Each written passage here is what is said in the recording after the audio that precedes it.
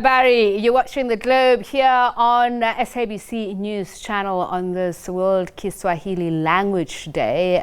Hope that you are learning a few words yourself. It's learning the different dialects of Kiswahili as well. So let's speak about education matters. And by the way, one of the things that we've been talking about as a country is inculcating Kiswahili into our curriculum. Now, in other education issues, some of the stakeholders in education have expressed different views on the proposed changes to the basic education laws. The draft law proposes, among others, a review of the role of the school governing bodies, school language and admission policies, stiffer sanctions for those who prevent school-going children from attending school. Brahm Fleisch is an associate professor in the Division of Educational Leadership and Policy Studies at the School of Education, University of Witwatersrand. He joins us now to talk about this. So, Professor, thank you so much for speaking to us. It's been an emotive issue. I've seen those who are critical of it saying that the Department of Basic Education, what they're trying to do with the Bill Act is centralize the education system and to the detriment of education and the efficient running of schools, saying that those who are successful should be given greater independence to run themselves, to leave resources for the national school system. But the Department of Basic Education is saying, nonsense, this is something that's been long in the works, and what we're doing is just merely tightening up for better provision of services. Your thoughts on these arguments? So I have reviewed the amendments, and in my view, the department is right. I mean, we've had a number of important court cases over the last 10 or 15 years, the Ermelo case, the Rivonia case, the recent case related to admission of learners without necessary documentation. And the legislation essentially needed to be revised in light of the decisions that have been taken by the courts. And obviously there are some due process, tighter due process around both admissions and language, but largely the powers of the governing bodies remain more or less as they were. And crucially, the Section 20 and 21, which are provisions within the law that stipulates the function of the governing bodies, particularly in relationship to funding, remains more or less as it was. I mean, lest we forget, admission and language in this transformative democracy of ours are very, very important when we consider these issues.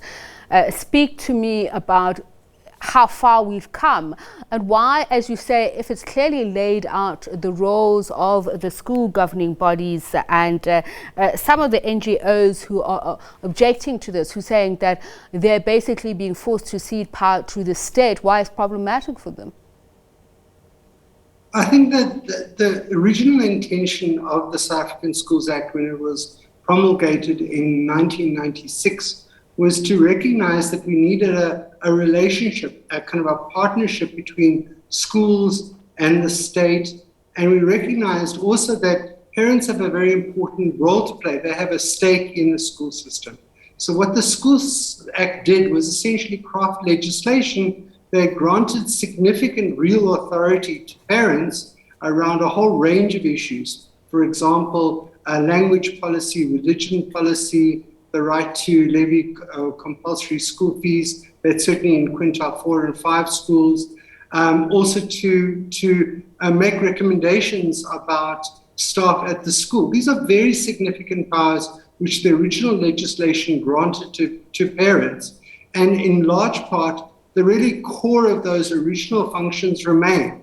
We still have a partnership. We still have a school system which requires active participation of parents, the electing of governors, and their role to play in essentially ensuring that they develop a school that reflects the broader interests of the parent body at the school and essentially enhances the quality of schooling in those institutions. And some of the objections are precisely this. So Solidarity, for instance, says in terms of the education communities, what the Bill Act is doing is, for instance, it'll force public schools to go back to being state schools, where a community will have no insight into the teaching and management of its school, of its children.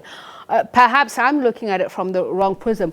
I thought what we're looking for in this country at the moment is inclusivity and better and greater access to the majority of the population. So why would this be viewed as a bad thing? I mean, privilege, it's one thing that people pay for private schooling, but we have to dismantle the systems of privilege that disadvantage the majority of peoples in this country. And I think that the legislation, essentially what it attempts to do is to address some of the existing gaps in the legislation. So I think it is not a sweeping, fundamental rethinking of the core idea that essentially was crafted in the original legislation. But for example, they needed to tighten up the definitions of misconduct. That's a central part of learner serious misconduct. They needed to incorporate that into the legislation. They needed to incorporate new school types, so there's schools of focused learning. Those are now incorporated into the legislation. There are provisions that are really important, and I think we're in the kind of concerns about admissions and language, we're forgetting that many schools, particularly quintile 4 and 5 schools, struggled because parents, if they have divorced parents and the parents weren't able to find a parent who has essentially no longer looking after the children, there were issues and legal uncertainty about this. So the amendments essentially provide a whole lot of legal certainty around a lot of very practical, very basic issues. And I think that the kind of concerns about the DA and other parties that this is fundamentally changing the character of the Act, I think is not entirely accurate. I think that there are many things going on. There's no doubt that, for example, around language and admission, there's a great deal tightening up of the due process requirements. But to claim that this is fundamentally undermining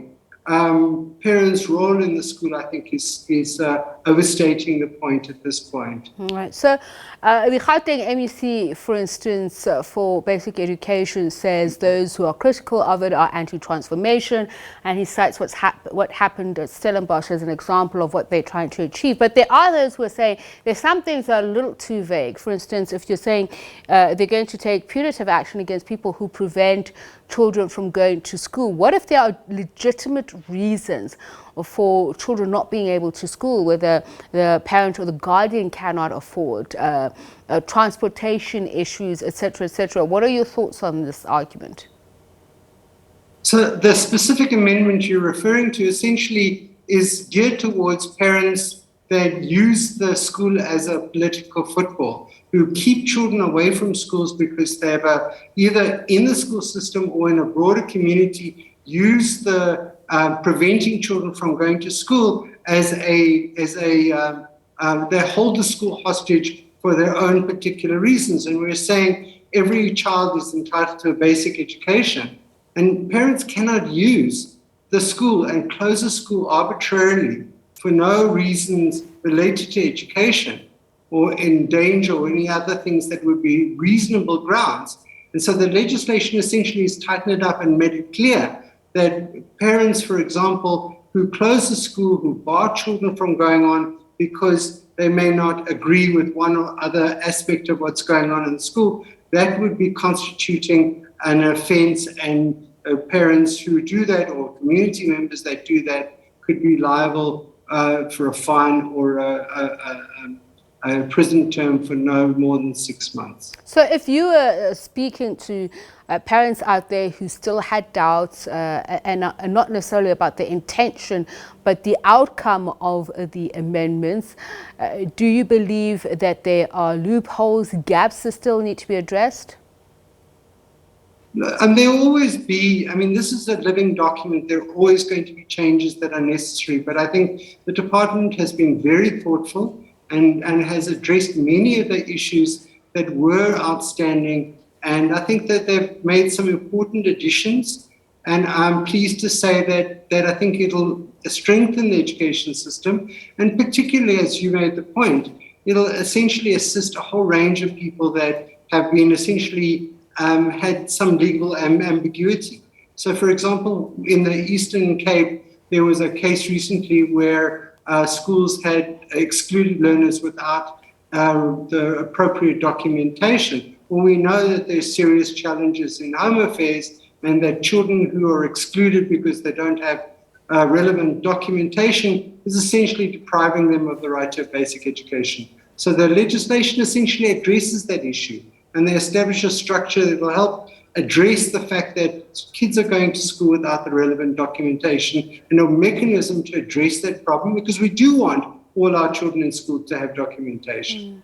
But we don't want to exclude them in the event that it's not their fault, it's not their parents' fault, and that they should be in school, and that every effort should be made to ensure that the documentation are not a barrier to them accessing a basic education.